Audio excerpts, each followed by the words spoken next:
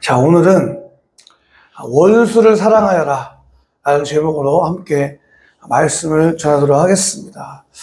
우리 생명의 삶, 서론, 관계에 대해서 함께 말씀을 잠깐 나눴는데, 하나님께서는 하나님이 하시지 않는 것을 하나님의 자녀들에게 말씀하시지 않습니다. 하나님께서 우리에게 사랑을 요구하시는 것은 하나님이 먼저 우리를 사랑하시기 때문에, 또 하나님께서 우리에게 용서를 요구하시는 것은 하나님이 먼저 우리를 용서하셨기 때문에, 오늘 본문 말씀에서도 너희가 원수를 사랑해라 라는 말씀을 하시는 그 이유도 하나님께서 원수된 저와 여러분을 사랑하셨기 때문에 말씀하시는 거예요. 신명기 말씀은 이제 약속의 땅, 가나안 땅에 들어가기 직전에 이제 출애굽 2세대들, 출애굽의 그 기적들, 10가지 기적을 통해서 출애굽을 했는데, 그 기적을 실제로 경험하지 않았던 출애굽 2세대들에게 하나님께서 너희가 이제 약속의 땅, 가나안 땅에 들어갈 것인데, 그 땅에 들어가거든 이 말씀을 자녀들에게 부지런히 가르치라는 거예요. 집에 앉아 있을 때나, 길을 갈 때나, 누워 있을 때나, 집 문설주라는 건 집 이 문 테두리 있잖아요. 거기다 말씀을 적어서 붙여놔서. 그러니까 이스라엘 백성들의 시선이 어디를 향하든지 집안에서 이 말씀을 보게끔 하라는 거예요. 그 말씀의 핵심 메시지가 뭐냐면 바로 5절 말씀이에요. 한번 다시 해볼게요. 시작. 당신들은 마음을 다하고 뜻을 다하고 힘을 다하여 주 당신들의 하나님을 사랑하십시오. 아까 제가 서두에 말씀드린 것처럼 하나님께서는 마음을 다하고 뜻을 다하고 힘을 다하여 주 당신들의 하나님을 사랑하십시오 라고 말씀하신 그 이유는 하나님이 이스라엘 백성들을 이렇게 먼저 지금 사랑하시기 때문에 이 말씀을 주시고 계신 것이죠. 여러분, 우리 자녀 교육에 있어서 핵심 교육은 무엇입니까? 우리 자녀들이 건강하게 마음과 생각과 이 혼적 영역에서 정말로 건강하게 성장하여서 건강한 자립을 할 수 있도록, 건강하게 부모로부터 독립을 할 수 있도록 우리가 교육을 하는 거잖아요. 오늘 하나님도 이스라엘 백성들이 이제 가나안 땅에 들어가서 그 땅의 그 원주민들과 또 전쟁을 치러야 돼요. 그 땅을 들어가면은 싸워야 될 싸움이 있는 거예요. 감당해야 될 그 책임이 있는 거예요. 미션이 있었어요. 그럴 때 여러분, 하나님께서 이스라엘 백성들에게 너네가 집에 들어갈 때도 나올 때도 너의 손목에 너의 이마에 표를 삼아서 하나님의 말씀을 새겨 놓으라는 거예요. 그게 뭐예요? 너희의 마음과 뜻과 생명을 다하여 주 너의 하나님을 사랑해라. 이거는 거꾸로 말하면 뭐예요? 너는 하나님의 마음과 뜻과 생명을 다하여 하나님이 사랑하는 사람이야. 하나님의 그 우주 만물 창조하신 하나님의 온 마음과 뜻과 생명과 심지어는 하나님의 목숨을 다하여 너는 하나님 앞에 그런 사랑을 받고 있는 존재야. 너는 그만큼 가치 있는 존재야. 라는 것을 가나안 땅에 들어가서 한시도 잊지 말고 우리 자녀들에게 그것을 계속 가르치라는 거예요. 마태복음 18장 말씀 찾아보겠습니다. 베드로가 예수님한테 질문한 거예요. 예수님, 형제가 자꾸 나에게 죄를 짓는데 제가 몇 번이나 용서해야 됩니까? 제가 7번 용서하면 됩니까? 여러분, 성경에서 7은 완전수예요, 완전수. 그러니까 베드로 입장에서 예수님 형제가 자꾸 내 마음 실족해 하고 저를 너무 힘들게 하는데 제가 몇 번이나 용서해 주면 될까요? 7번 용서해 주면 될까요? 7번 완전수잖아요. 그러니까 베드로 입장에서 제가 이 정도 완벽하게 용서해주면 되겠죠? 베드로의 기준에서, 사람의 기준에서 높은 차원에서 지금 베드로가 예수님한테 질문한 거예요. 그러니까 예수님께서 뭐라고 대답하셨어요? 12절 말씀, 22절 시작.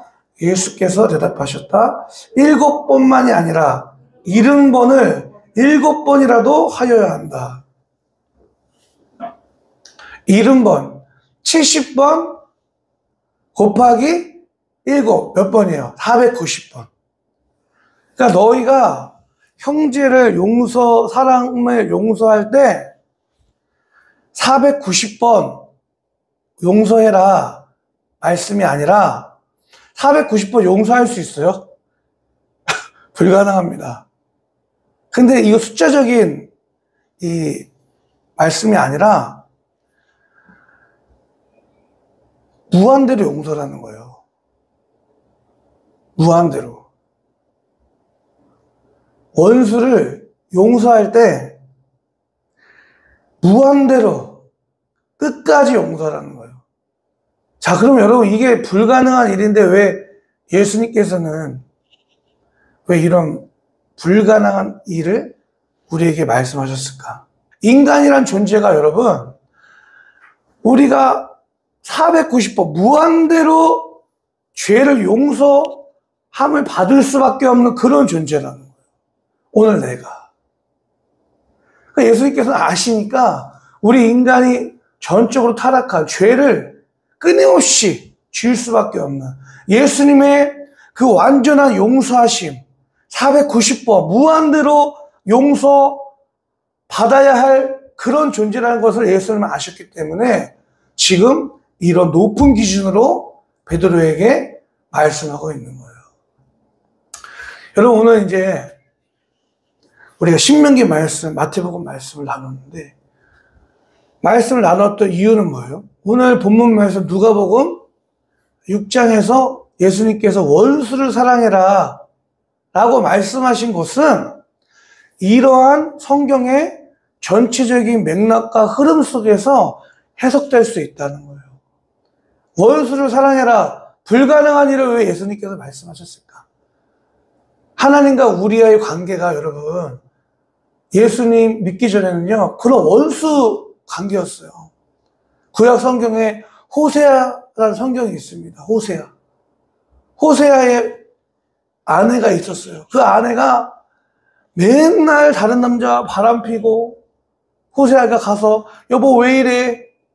정신 차려 하고 또 데리고 오면 또 나가다 바람피고 그것이 계속 반복되어지는 거예요.